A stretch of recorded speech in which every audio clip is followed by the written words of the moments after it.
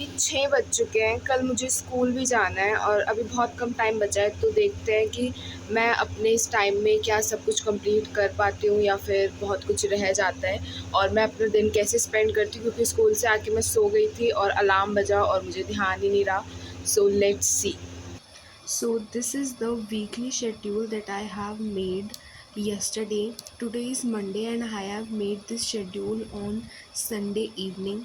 So I finally sat down to study and I opened up my diary and write down the to-do list.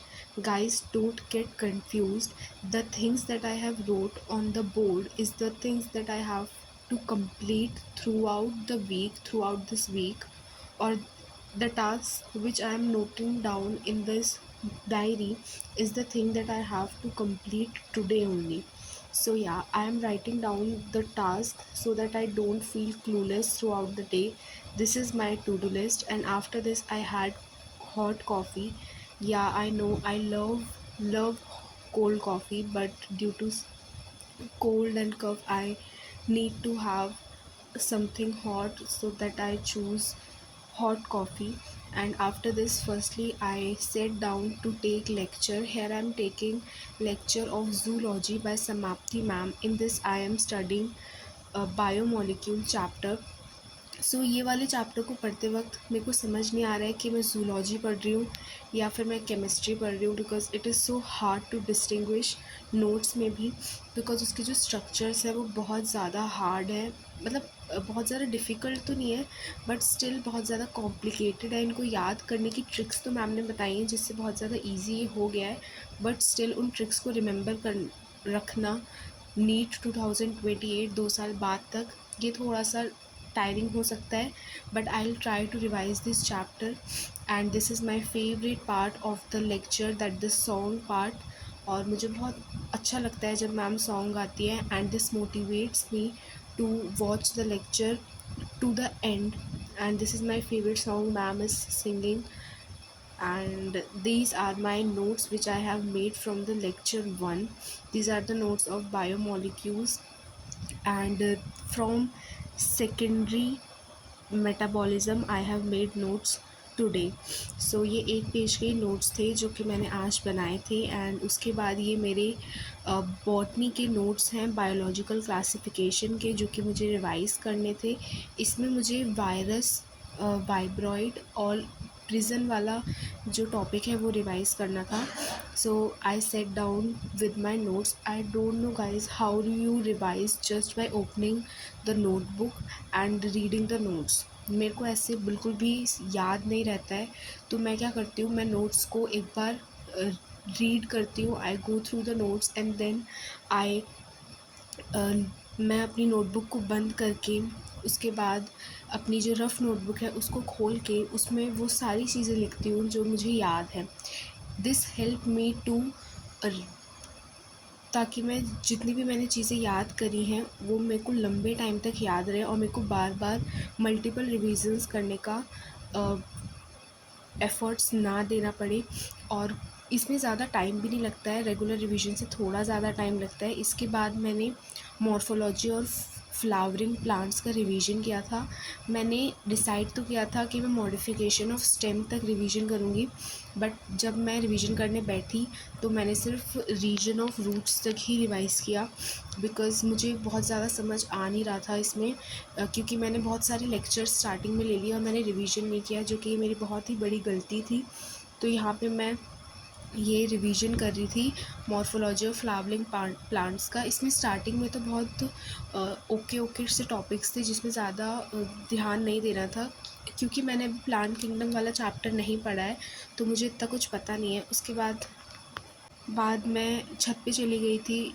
Walk करके आने के बाद मैंने chemistry का lecture लिया। आज मैंने दोनों ही लेक्चर रिकॉर्डेड फॉर्म में लिए थे, क्योंकि मैं, जैसे कि मैंने आपको बताया स्टार्टिंग में, कि मैं सो गई थी और मैं 6 बजे पढ़ने बैठी थी, तो मेरे पास मतलब लाइव लेक्चर का टाइम तो निकल ही चुका था। तो यहाँ पे मैं केमिस्ट्री की, इनऑर्गेनिक केमिस्ट्री की क्लास ले रही थी। इसमें चैप्टर चल रहा है क्लासिफिकेशन ऑफ एलिमेंट्स, और ये वाला चैप्टर मतलब आई थिंक 2 से 3 लेक्चर और लेगा और ये ख़त्म हो जाएगा। हमारी क्लास में मैम ने ये वाला चैप्टर 1 हफ़्ते से भी कम टाइम में करा दिया, लाइक 4 टू 5 डेज़ में। 4 टू 5 डेज़ में मैम ने ये चैप्टर ख़त्म करा दिया और सर इतना अच्छे से प्यार से हर कॉन्सेप्ट को याद कराते हुए, रिवाइज़ कराते हुए चैप्टर पढ़ा रहे हैं, तो मुझे तो बहुत ही पसंद आ रहा है ये चैप्टर। बस क्योंकि सर पढ़ा रहे हैं इसलिए, और पीडब्ल्यू के सारे ही टीचर्स मेरे बहुत फ़ेवरेट हैं। ये बहुत अच्छे से पढ़ाते हैं और बहुत अच्छे से समझ आता है। एंड ये मैंने नोट्स बनाए हैं। I know in comparison to botany और ज़ूलॉजी ये बहुत ही इनअट्रैक्टिव है, बट क्योंकि बॉटनी और ज़ूलॉजी में हमें ज़्यादा कॉन्सेप्चुअल क्लैरिटी नहीं चाहिए होती है, तो हम नोट्स अच्छे से बना पाते हैं। उसके बाद यहाँ पे मैंने फ़िज़िकल केमिस्ट्री में रिसोर्सेज वाला ऑप्शन खोल के क्लास में जो क्वेश्चंस हुए थे, क्लास क्वेश्चन वाली पीडीएफ खोली और उसमें से क्वेश्चन किए। And these are the questions of mole concept, basic concepts of chemistry वाला जो पहला ही चैप्टर है क्लास 11th की केमिस्ट्री बुक का, उसके क्वेश्चंस मैं कर रही थी। इसके नोट्स मैंने रिवाइज़ करे हैं, मतलब स्टार्टिंग के नोट्स तो मैंने बहुत ज़्यादा रिवाइज़ करे हैं, बट लेकिन एंड में आते आते मेरे को ऐसा लगता है कि ये चैप्टर थोड़ा सा डिफ़िकल्ट हो जाता है। तो मैंने instead of revising notes I decided कि मैं क्वेश्चंस करूँगी, और उसमें जो मुझे समझ नहीं आता है फिर मैं वो क्वेश्चंस को वो वाले टॉपिक को दोबारा से रिवाइज़ करूँगी फ्रॉम माय नोट्स। और क्योंकि ये हमारे स्टार्टिंग ऑफ द क्वेश्चंस थे कुछ, तो इसमें हमें स्टार्टिंग में थ्योरी थी ज़्यादा, तो वो वाली थ्योरी मैंने जब मैं उसके क्वेश्चंस कर रही थी तो ये थ्योरी बेस्ड क्वेश्चंस ज़्यादा है। And these are my writings which I have wrote, तो इसमें आपको कैलकुलेशंस बहुत कम दिखेंगी और थ्योरी थोड़ी सी ज़्यादा है, मतलब ऑलमोस्ट सब थ्योरी है। तो मैंने इसमें 25 क्वेश्चंस किए थे। उसके बाद मैंने बायो में मॉर्फोलॉजी और फ्लावरिंग प्लांट्स की जो एनसीईआरटी रीड करी थी, ये मैंने रीजन ऑफ रूट्स तक ही करी थी, और कुछ जो एक्स्ट्रा इन्फॉर्मेशंस होती हैं वो भी मैं साइड बाय साइड लिखती रहती हूँ।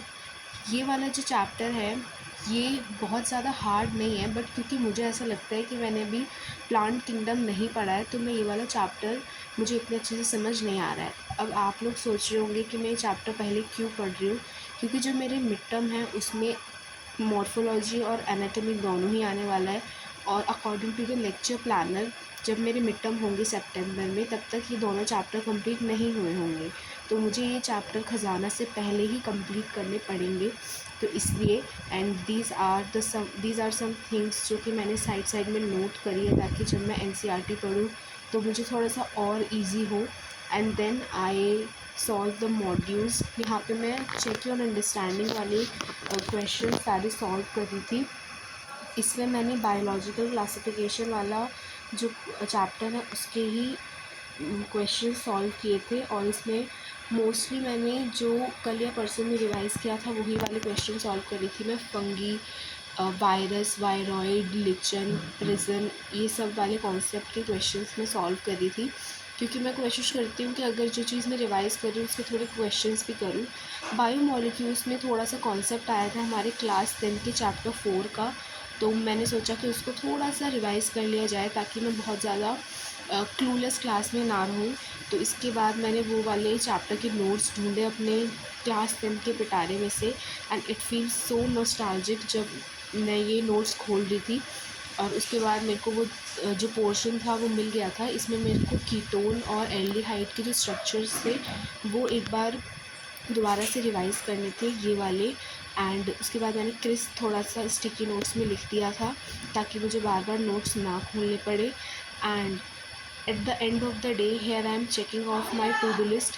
ये वाली जो टू डू लिस्ट चेक करने वाला टाइम होता है, ये मेरा फेवरेट टाइम होता है, बिकॉज़ यहाँ पर मुझे बहुत अच्छा लग रहा होता है, और मुझे नेक्स्ट डे के लिए भी मोटिवेशन मिलती है जब मैं टू डू लिस्ट चेक कर रही होती हूँ। So thanks for watching guys. Subscribe for more such videos. I'll make you feel motivated throughout your and my NEET journey or JEE journey. Subscribe for more such videos and stay connected and motivated. अभी 12 बज चुके हैं और मेरा school 7 बजे start होता है, जिसके लिए मुझे 6:30 बजे निकलना पड़ता है, और जिसके लिए मुझे 5 बजे उठना पड़ता है। तो 12 बजे सो के 5 बजे मैं उठ पाती हूँ, और कल स्कूल जा पाती हूँ या नहीं वो पता नहीं है, क्योंकि मेरे गले में भी अभी बहुत ज़्यादा दर्द हो रहा है और मेरी तबीयत भी ख़राब सी लग रही है। तो देखते हैं कि कल स्कूल में जाती हूँ या फिर नहीं।